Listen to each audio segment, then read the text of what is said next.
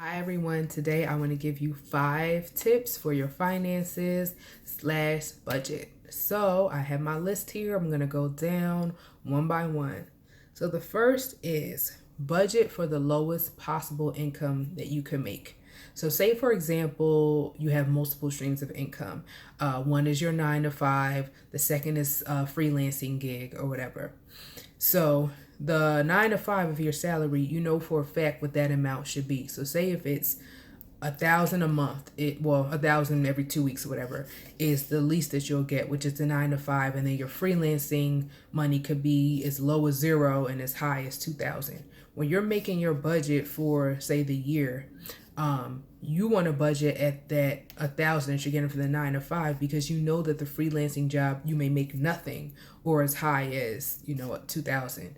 So that way, when you're budgeting with the least you can have, anything else that you get is a bonus. So that's what I always believe in. Don't budget and say, oh, okay, I'm gonna put 3,000 a month because I know I get 1,000 for my 9 to 5, and I can get as high as 2,000 from my freelancing. Because if you're basing your financial decisions on the 3,000 and you don't make it, you're screwed. So I'll give an example. Say if you're looking at an apartment and it's you're looking at 2 apartments. One is, I guess the rent is 900 a month. The other thing that you're looking at is 2,000 a month. And but the 2,000 a month one you really like, and you're like, okay, if I'm able to make this 3,000 a month in total, I can definitely afford to live in this apartment. I wouldn't choose the higher apartment that I can only afford based on if I get that maximum freelancing income, because if you don't, then you won't be able to afford the apartment. I would choose the apartment based on what I can afford from that 9 to 5 income only, because that way, no matter what I make in the freelance job, I can live where I want to live. The second one is make your budget with your wants and needs in mind. Do not be too restrictive.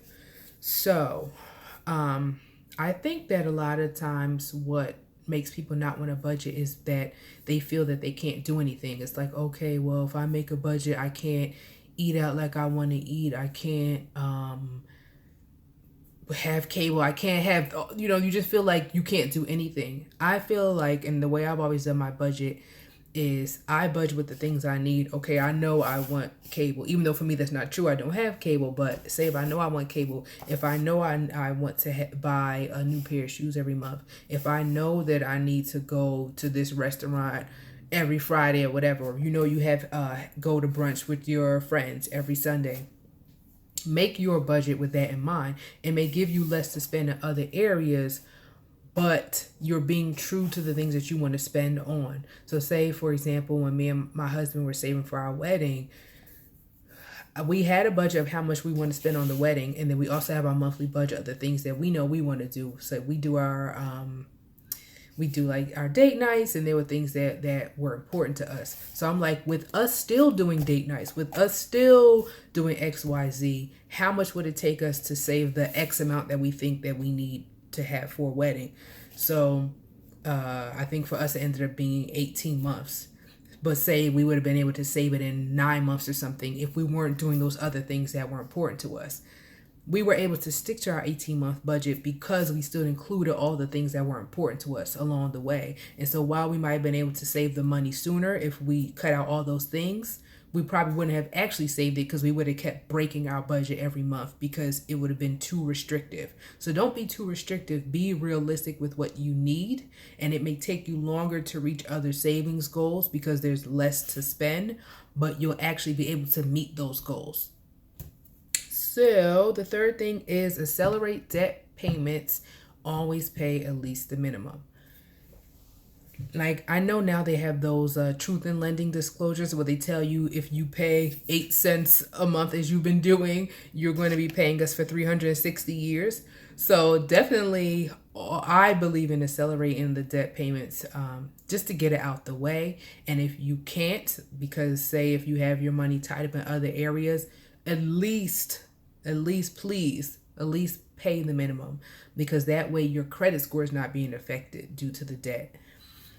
That was a quick one. So the fourth is track your spending because you usually have more than you think and it is going somewhere. You just don't know where it is until you track it.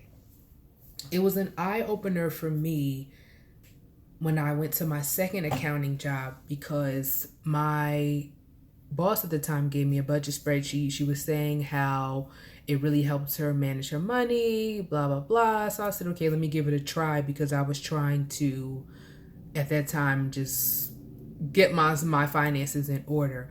Because I think I had like a few overdrafts and I'm just like, what is going on? I know I'm making money, but why am I not realizing when my account is on E essentially? So what I found, because it's simple and I can even add it here, and if you guys want me to add the spreadsheet, I can add it as a link for you guys to download on like Google Sheets. It starts off with like the money that you're making at the top, and then it deducts all your bills. So say if it's Comcast, Verizon, gas, whatever. And I knew at that time, I think when I subtracted everything, there was like 900 or something crazy left after each check. And I'm like, how is that possible when I'm overdrafting every month? Like, what? So it just was crazy to me that I thought I had nothing left every month, but I really had like 900 that I was not accounting for.